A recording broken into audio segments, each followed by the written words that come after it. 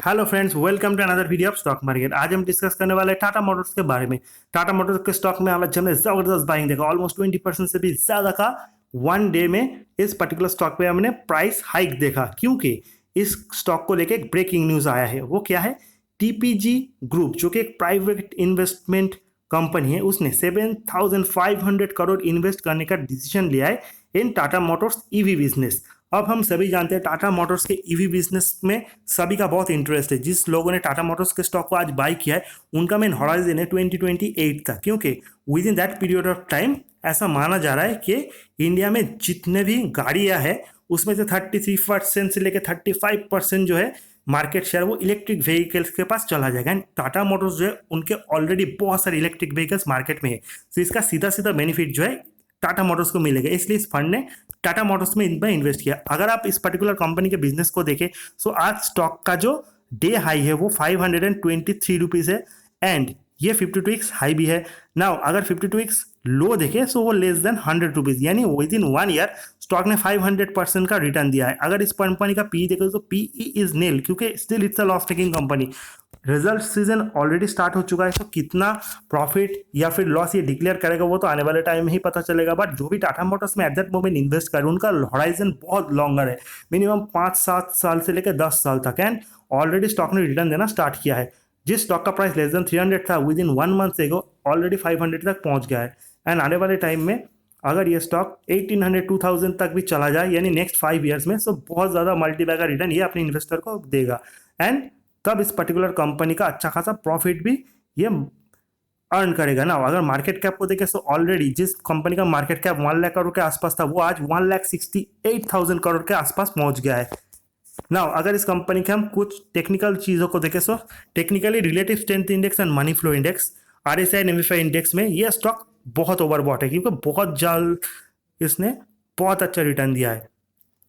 RSI का score है 85.7, MFI में 91.5, यानी 70 के ऊपर स्टॉक हो जाता है ओवरबॉट, 30 के नीचे oversold. So within less than 1 month में स्टॉक ने बहुत रिटर्न दिया। इसीलिए according to RSI and MFI index stock is overbought 85.7 and 91.5। So जो ट्रेडर है एट दैट मोमेंट, जिन्होंने अभी तक स्टॉक में इन्वेस्ट नहीं किया, आने वाले टाइम में इन्वेस्ट करना चाहते हैं, वो थोड़ा कॉशियस हो जाए, क्योंकि इतना आने के बाद प्रॉफिट बुकिंग आना लाजमी। ऐसा कोई स्टॉक नहीं जिसमें प्रॉफिट बुकिंग नहीं आता, जितना भी अच्छा न्यूज़ क्यों ना हो। एंड अभी टाटा मोटर्स को बहुत ऊपर की तरफ ही जाना है, सो करेक्शन भी आएगा, फिर बाइंग भी आएगा। सो आपको थोड़ा स्ट्रिक्ट स्टॉप लॉस के साथ स्टॉक को बाई करना पड़ेगा। मेरा ओपिनियन ले तो करेक्शन में बाई कीजिए, वही आपके लिए अच्छा है। जिन लोगों ने ऑलरेडी बहुत पहले इन्वेस्ट किया है, वो भी स्टॉप लॉस के साथ स्टॉक को ट्रेल करें ना। अगर इस कंपनी के हम रेसिस्टेंस एंड सपोर्ट को देखें तो stock already cross 500 level. Now अब इस पर्टिकुलर स्टॉक का जो मेन सपोर्ट है ना, वो 500 ही है।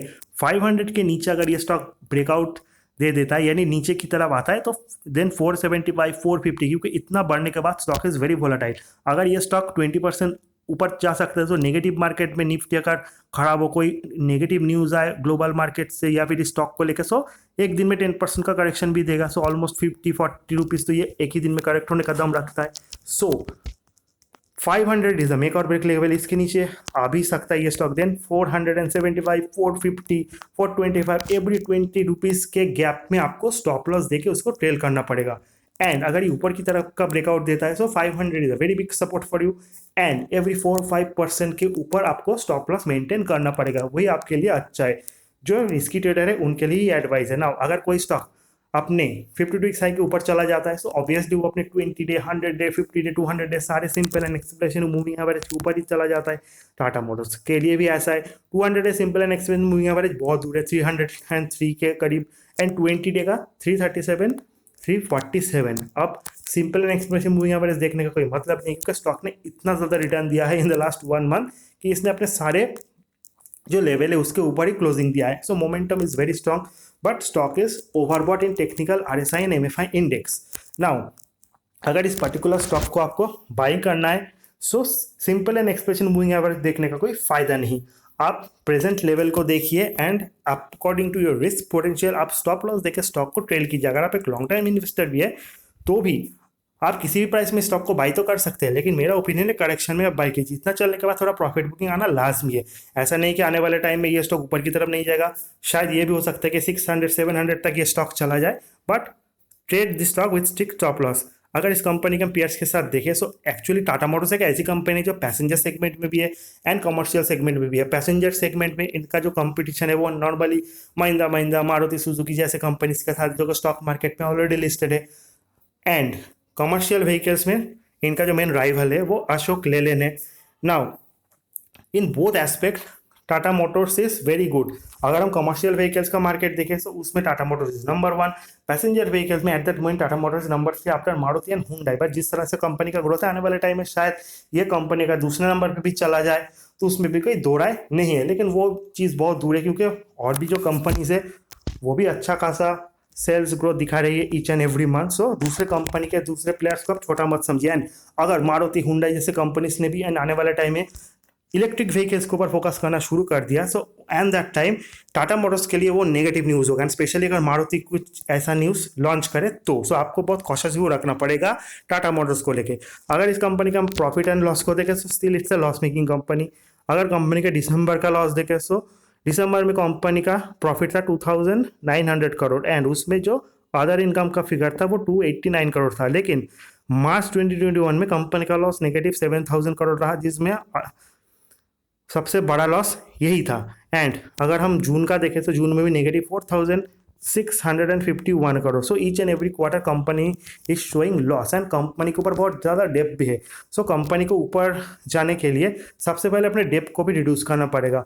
आपने पहले तो इसको प्रॉफिटेबिलिटी बढ़ाना पड़ेगा, यानी लॉस मेकिंग से प्रॉफिट मेकिंग कंपनी होना पड़ेगा एंड प्रॉफिट का 1% उनको यूज़ करना पड़ेगा to clear their depth. And इतने इन्वेस्टमेंट आने के बाद ये कंपनी के लिए और भी इजी हो जाएगा क्योंकि बिजनेस में इन्वेस्ट करने के लिए और भी इन्वेस्टर आएंगे जो उनके बिजनेस में इन्वेस्ट करेंगे। सो बहुत सारी चीज़ें जो है वो सेंटिमेंटली पॉजिटिव है, इसलिए टाटा मोटर्स के ऊपर लोग इतना ज़्यादा बुलिश है।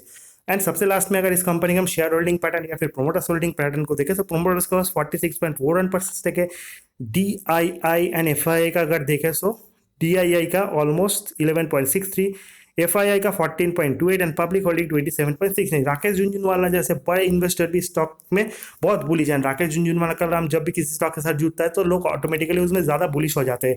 And Rakesh Jhunjhunwala still very bullish क्योंकि उन्होंने इस स्टॉक को बहुत लो लेवल में बाई किया। जब स्टॉक का प्राइस 100 के करीब था तब भी उन्होंने इस स्टॉक में बहुत ज़्यादा बाइंग किया था। सो वो अभी प्रॉफिट में है। उनका जो टारगेट है वो ऑलमोस्ट 10 ईयर्स के बाद इस स्टॉक में 2000 की मे बी 2000 के ऊपर का है। सो इस चीज़ों को आपको ध्यान पे रखना पड़ेगा। ये तो टाटा मोटर्स को लेकर एक मेरा एक एनालिसिस वीडियो इन्फॉर्मेटिव अच्छा लगे चैनल को लाइक सब्सक्राइब शेयर करना मत भूलिए।